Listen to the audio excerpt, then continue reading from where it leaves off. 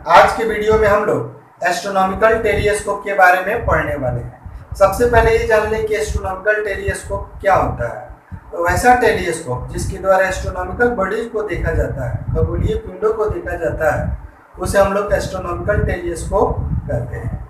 अब astronomical telescope के हम लोग कंस्ट्रक्शन के बारे में देखते हैं। तो देखिए, एस्ट्रोनॉमिकल टेलीस्कोप में एक पाइप होती है जिसके दोनों छोरों पे दो कोएक्सियली कन्वेक्स लेंस लगे होते हैं। कोएक्सियली कन्वेक्स लेंस कहने का मतलब यह है कि इन दोनों कन्वेक्स लेंस का प्रिंसिपल एक्सिस क्या होता है, सेम होता है। अब इसमें से जो लेंस ऑब्जेक्ट की ओर होता है उसे ऑब्जेक्टिव कहते हैं, यानी अभिदृश्य कहते हैं। इस अभिदृश्य की एपर्चर और फोकल लेंथ अधिक होती है। और दूसरा लेंस जो आई की ओर होता है, नेत्र की ओर होता है, उसे आईपीस कहते हैं, हिंदी में नेत्रिका कहते हैं।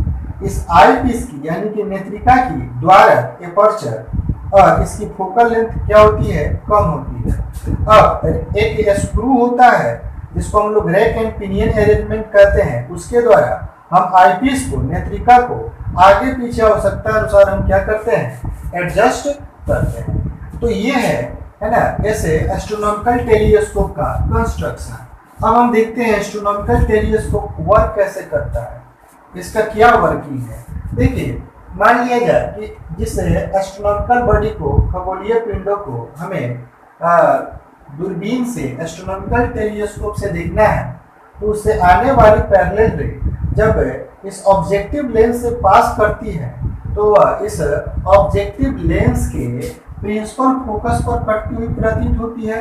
यानी कि एस्ट्रोनॉमिकल बॉडी अगर इधर कोई है तो उसका, है ना, इस ऑब्जेक्टिव लेंस के द्वारा ए डैश बी डैश, है ना, रियल एंड इन्वर्टेड इमेज बनाया जाता है, वास्तविक एवं उल्टा प्रतिबिंब बनाया जाता है। अब ये जो प्रतिबिंब है ये आईपीस के लिए वस्तु की तरह कार्य करता है।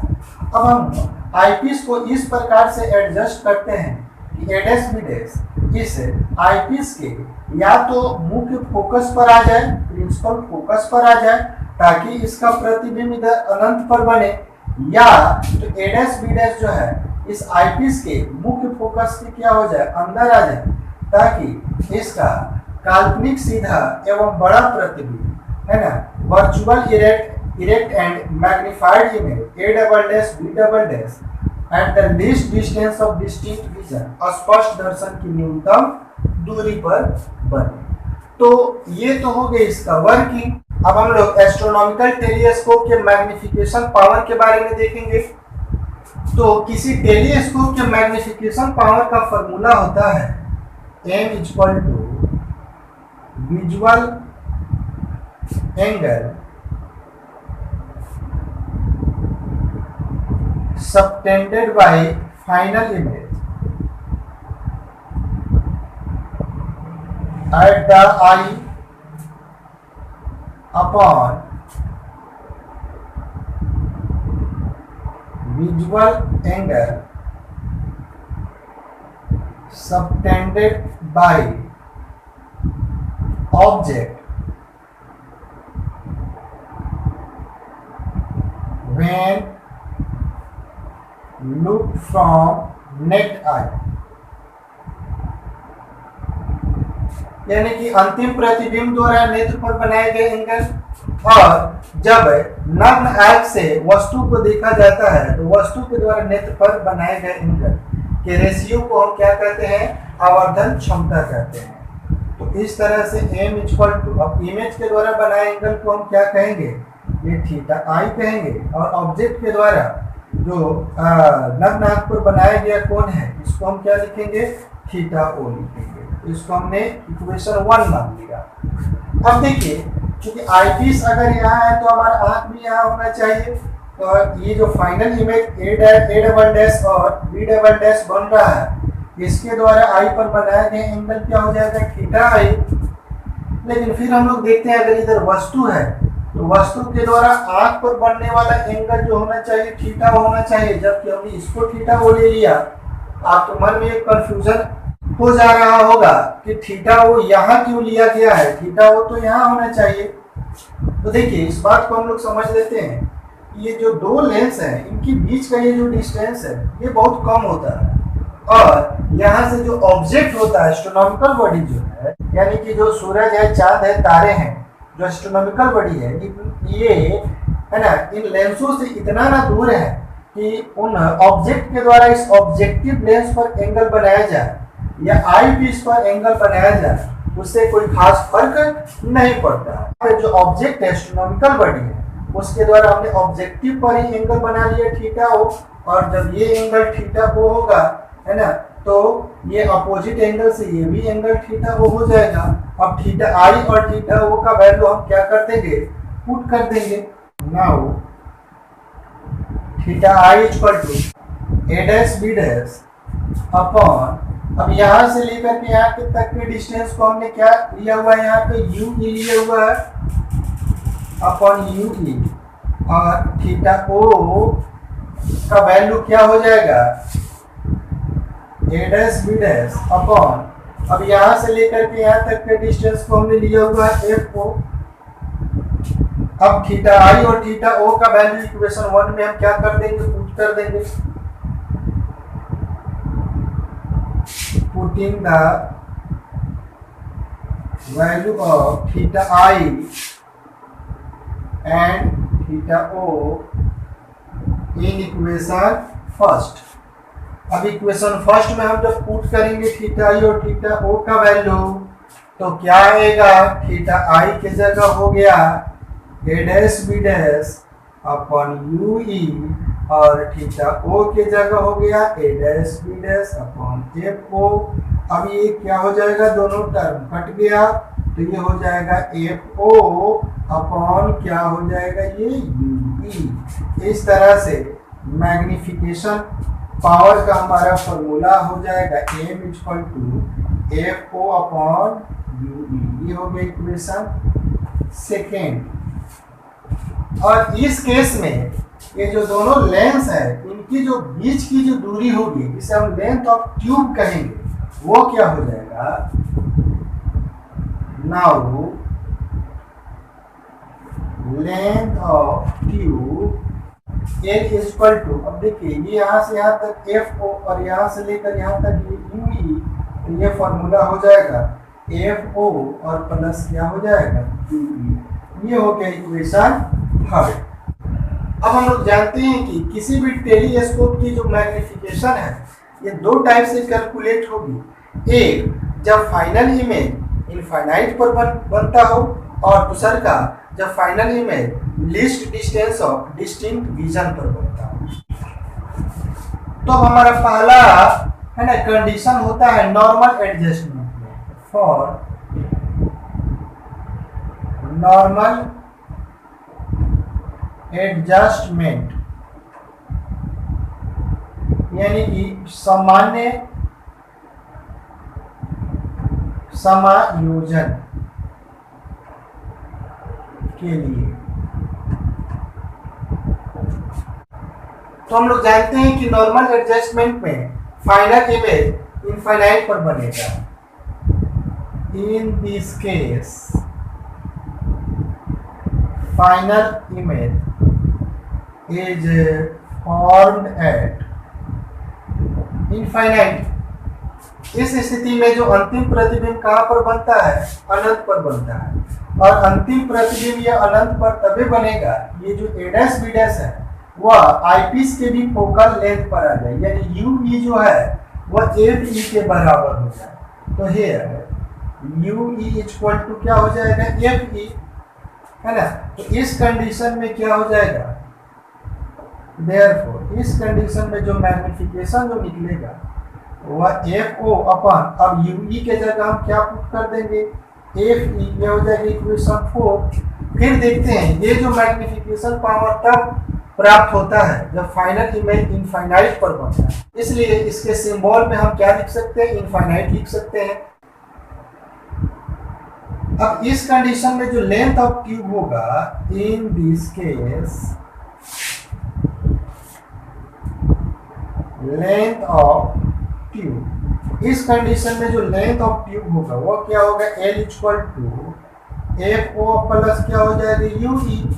अब हम देखते हैं यूई के जगह हम यहाँ पर पुट करना चाहिए एफ ई को, तो एल इक्वल टू क्या हो जाएगा, एफ ओ और प्लस एफ ई, ये हमारा इक्वेशन हो जाएगा 5। तो देखिए नॉर्मल एडजस्टमेंट में मैग्निफिकेशन पावर का फॉर्मूला हो जाएगा F O upon F E, और लेंथ ऑफ ट्यूब जो हो जाएगा वो एफ ओ प्लस क्या हो जाएगा, एफ ई। फिर यहाँ पे चूंकि है ना फाइनल इमेज इनफाइनाइट पर बन रहा है, इसलिए हम यहाँ पर सिंबल में इनफाइनाइट का सिंबल लगा देंगे। तो ये होगा जब फाइनल इमेज इनफाइनाइट पर बनेगा तो मैग्निफिकेशन पावर का फॉर्मूला, और ये हो गया लेंथ ऑफ ट्यूब का फॉर्मूला। अब हम सेकेंड केस को देखते हैं, जब final image least distance of distinct vision पर बनता है। अब हमारा सेकेंड कंडीशन हो गया में final image is form at D. यहाँ पे ये जो डी है ये least distance of distinct vision, स्पष्ट दर्शन की न्यूनतम दूरी को सूचित करता है। हिंदी में भी लिख सकते हैं, जब अंतिम प्रतिबिंब डी दूरी पर बनता हो। Here अब देखते हैं यहाँ पे ये जो डिस्टेंस हो जाएगा UE, तो यहाँ पे U इक्वल टू क्या हो जाएगा, माइनस UE। अब ये जो इमेज बन रहा है वर्चुअल इमेज, जिधर ऑब्जेक्ट है उधर ही बन रहा है, यहाँ पे जो इमेज डिस्टेंस होगा वो भी निगेटिव हो जाएगा, तो V इक्वल टू क्या हो जाएगा, माइनस डी, और F इक्वल टू हो जाएगा प्लस एफ ई, क्योंकि कन्वेक्स लेंस है और कन्वेक्स लेंस की फोकल लेंथ पॉजिटिव होती है। अब हम लेंस फार्मूला का यूज करेंगे 1/b minus 1/u equal to 1/f। तो v के जगह हमें पुट करना होगा माइनस डी माइनस, अब u के जगह पुट करना होगा minus u equal to 1/fe। अब हम देखते हैं ये माइनस वाला टर्म जब इधर आएगा तो प्लस हो जाएगा, और ये माइनस इंटू माइनस क्या हो जाएगा, plus 1/u equal to 1/fe plus 1/b। Calculate कर लीजिए, तो ये हो जाएगा d इंटू एफ ई। अब एफ ई से एफ ई कैंसिल हो जाएगा, बच जाएगा d प्लस, अब यहाँ से d से d कैंसिल हो जाएगा, बच जाएगा यहाँ पर एफ ई। 1/u का वैल्यू आ गया d plus e by d into F E. इसको हम मान लेते हैं इक्वेशन 6। तो यहाँ से u e का भी वैल्यू हम इजीली कैलकुलेट कर सकते हैं। क्या हो जाएगा, ये हो जाएगा d इंटू एफ ई, जब इसको पलटेंगे तो ये भी पलट जाएगा, और d प्लस एफ ई, ये हो गया इक्वेशन 7। अब हम लोग क्या करेंगे कि यहाँ पर जो UE का जो वैल्यू आया है इसको हम इक्वेशन सेकेंड में पुट कर देंगे, तो मैग्निफिकेशन पावर का फॉर्मूला क्या हो जाएगा, कैलकुलेट हो जाएगा। अब देखिए ये UE का जो वैल्यू है इसको याद रखना बहुत आसान है, d into F E upon d plus F ई, यानी कि d और एफ ई को गुना कर दो बटा d और एफ ई को क्या कर दो, जोड़ दो। Magnification power m equal to, ये फॉर्मूला था F O upon U E. F O का वैल्यू अपने जगह पर, अब यू ई का वैल्यू हम डाल देंगे d into F E upon d plus F ई। अब यहाँ पे मेन बटा ये है, तो ये वैल्यू क्या हो जाएगा, पलट जाएगा, ये हो जाएगा एफ ओ इंटू ये d plus F E upon ये d इंटू एफ ई, है ना। फिर आगे जब इसको हम सोल्व करेंगे, एफ ओ अपॉन क्या लिख सकते हैं, एफ ई। अब इसको हम लिख सकते हैं d plus F E upon d, क्योंकि एफ ई जो यहाँ से चलकर एफ ओ के साथ आ गया है। अब जब इसको हम लोग सेपरेट करेंगे तो क्या हो जाएगा, F O upon F E into ये d by D plus F E upon D, ये कट करके क्या हो जाएगा 1 हो जाएगा।